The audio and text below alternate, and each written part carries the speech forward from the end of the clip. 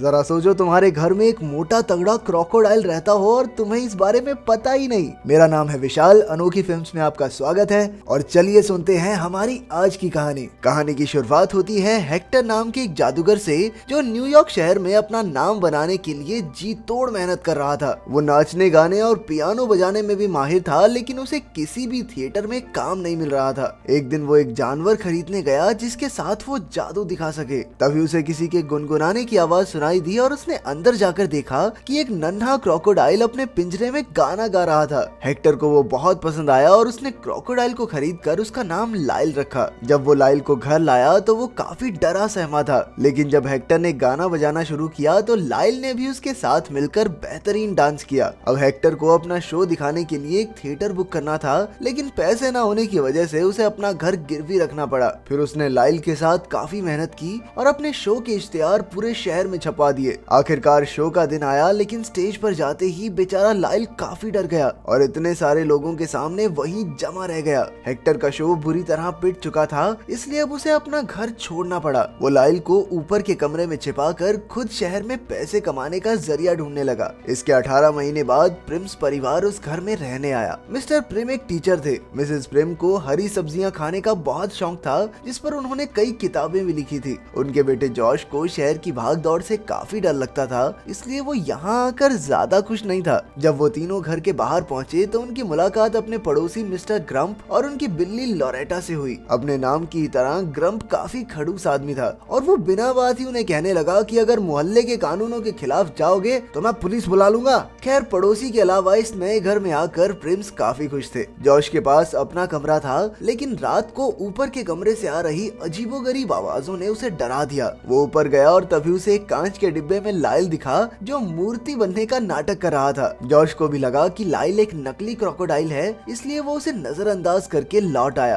अगली सुबह Mrs prim उसे अपने साथ न्यूयॉर्क की भीड़ से भरी सड़क से होते हुए ट्रेन में स्कूल लेकर गई, ताकि उसका डर थोड़ा कम हो जाए। लेकिन जॉश के स्कूल का पहला दिन काफी बुरा रहा, क्योंकि उसे दोस्त बनाने नहीं आते थे। वो पूरा समय अकेला रहकर घर लौट आया। फिर उसके कमरे की खिड़की पर पड़ोस की बिल्ली लॉरेटा आई और उसका रखा सारा दूध पी गई। फिर जॉश उसे अंदर लाकर उसके साथ खेलने लगा। अचानक उसे ऊपर के कमरे से फिर से वो अजीब सी आवाजें सुनाई दी, इसीलिए वो लॉरेटा के साथ वहाँ जांच करने पहुंचा। अचानक उन्होंने लाइल को हिलते हुए देख लिया। बिल्ली गुर्रा कर उस पर कूद गई और जैसे ही लाइल ने हैरानी से अपना मुंह खोला तो वो सीधा उसके पेट में जा गिरी। ये देखकर जॉश के तो होश उड़ गए और वो जोर जोर से चिल्लाने लगा। तभी लाइल खिड़की से भाग निकला और जॉश लॉरेटा को छुड़ाने के लिए उसका पीछा करने लगा। जॉश को ऊंचाई से काफी डर लगता था, लेकिन इस बार वो अपने डर को हराते हुए नीचे उतर गया। वहीं जब ग्रम्प को इतना शोर सुनाई दिया तो उसे शक होने लगा कि कुछ तो गड़बड़ जरूर है। उधर लाइल का पीछा करते करते जॉश एक सुनसान गली में आ पहुंचा,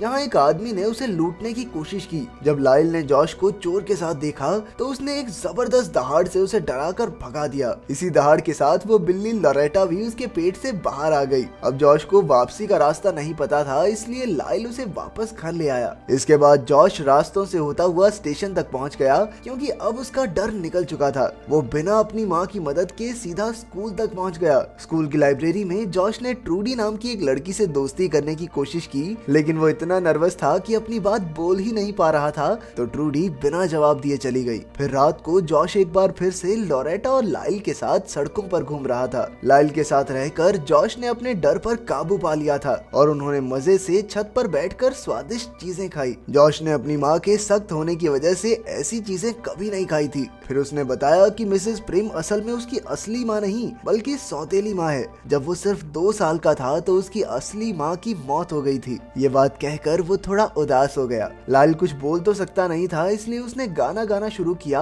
और जॉश को भी अपने साथ नचाया। अगली सुबह जब मिसेस प्रिम ऊपर आई तो अपने बेटे को एक भारी भरकम क्रोकोडाइल के साथ देखकर उनके होश उड़ गए। रात को तो ठीक सोया था, सुबह मोगली कैसे बन गया ये? उन्होंने तुरंत जॉश को उठाया और बाहर भागने लगी, लेकिन लाइल ने थोड़ा गाना गाकर उन्हें समझाने की कोशिश की कि उससे डरने की कोई जरूरत नहीं है। लेकिन मिसेस प्रिम तुरंत जॉश को लेकर बाहर आ गई। वो अपने पति को फोन करने लगी, पर आखिरकार जॉश ने उन्हें समझाया कि लाइल ही उसका इकलौता दोस्त है जिसके साथ उसने खुश रहना सीखा है। मिसेस प्रिम के लिए जॉश की खुशी से बढ़कर और कुछ नहीं था, इसलिए वो लाइल को रखने के लिए राजी हो गई। इसके बाद जॉश स्कूल चला गया और जब मिसेस प्रिम वापस लौटी तो उसे ऊपर से अजीब आवाजें सुनाई देने लगी। उसने ऊपर जाकर देखा कि लाइल तो मजे से नहा रहा था, जिससे वो बुरी तरह डर गई और दौड़कर रसोई में आ गई। उसे शांत करने के लिए लाइल ने एक बार फिर से मीठा सा गीत गाया और साथ ही उनके लिए खाना भी बनाने लगा। उसे देखकर मिसेस प्रिम को अपने पुराने दिनों की याद आ गई और जल्द ही वो उसके साथ मिलकर केक बनाने में जुट गई।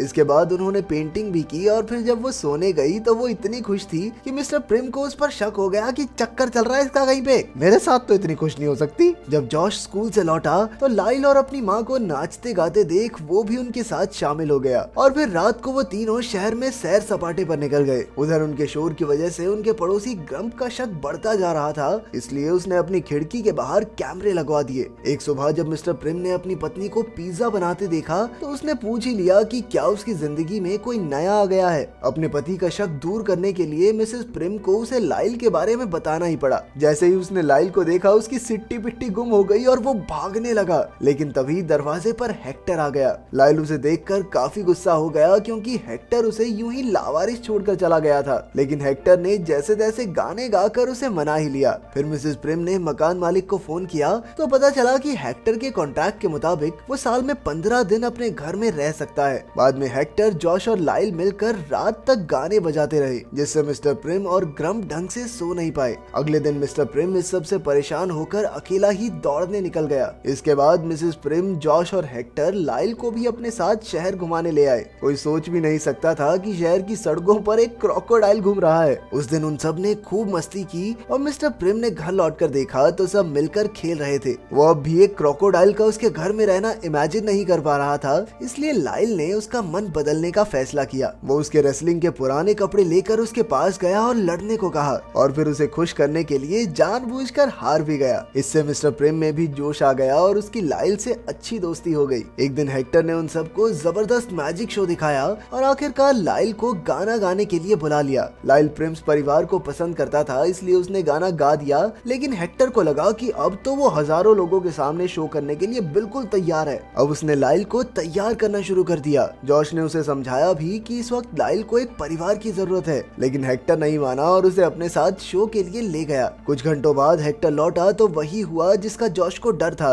लाइल स्टेज पर फिर से डर गया था। खैर, जॉश ने लाइल को गले लगाकर कहा कि वो जैसा भी है बहुत अच्छा है। उधर हेक्टर एक बार फिर से कर्ज चुकाने का जुगाड़ लगाने निकल गया। अगले दिन ग्रम्प ने मोहल्ले की मीटिंग में प्रिम्स परिवार पर इल्जाम लगाया कि वो जरूर कुछ ना कुछ छिपा रहे हैं, इसलिए उन्हें यहाँ से निकाल देना चाहिए। लाइल की वजह से जो शोर होता था उसे मिस्टर प्रिम झुकला नहीं सका, लेकिन ऐन वक्त पर हेक्टर ने कहा कि अबे तू भी क्या बोल रहा है, बिना परमिशन के कैमरे लगा के सबकी जासूसी करता है ये। अब ग्रम्प का पासा पलट गया था, इसलिए उसने गुस्से में कहा कि वो बदला जरूर लेगा। प्रिम्स परिवार ने हेक्टर का शुक्रिया अदा किया, लेकिन वो कुछ ही पलों में रफू चक्कर हो गया। फिर वाइल्ड लाइफ कंट्रोल वाले लाइल को उनके घर से लेने आ गए, क्योंकि असल में हेक्टर ने ही उनकी खबर देकर पैसे कमाए थे। लेकिन बेचारा लाइल अब भी लोगों के सामने गाना गाने से डरता था। आखिरकार वो उसे पकड़कर चिड़ियाघर ले गए और ये सब ग्रम्प ने भी देख लिया। अगले दिन प्रिम्स लाइल से मिलने गए और जॉश तो उसे छुड़ाना चाहता था, लेकिन उसके माँ बाप ने समझाया कि लाइल के लिए यही अच्छा है। ये सुनकर बेचारा जॉश काफी परेशान हो गया, क्योंकि लाइल ही तो उसका इकलौता दोस्त था जिसके साथ रहकर उसमें इतनी हिम्मत आई थी। और तभी अचानक वो बेहोश होकर नीचे गिर गया। उस रात लाइल अकेला बैठकर गाता रहा, क्योंकि वो बाकी क्रोकोडाइल से घुल मिल नहीं पा रहा था। उधर हेक्टर पैसे लेकर शहर से निकल गया,